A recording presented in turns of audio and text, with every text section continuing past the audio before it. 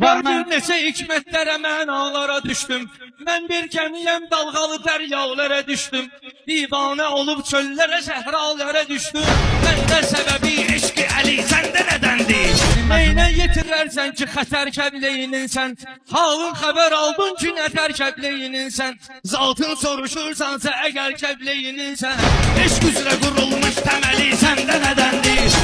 Qanunu təbiyyətdir edərlər şaha xidmət. Mən eyləyərəm dostlara səndən baha xidmət. Dostum sən asan eyləmisən Allaha xidmət. Görsənməyirəm var cəli səndə nədəndir? Bu meyxananın ləzzətiyəm mən, dadıyam mən. Öz xalqımızın şöhrətiyəm mən, adıyam mən. Qaldı qəzələ dostum, əruz ustadıyam mən. Öyrətdi məzəclə rəməli səndə nədəndir? Dostum müqara söz qaparırsan qəzəlindən. Fariz eləyər toyda bugün gəlsə əlindən. Hər şey eləyər gəlsə bugün toyda əlindən. Rast ki danışırsan o gözəllər gözəlindən.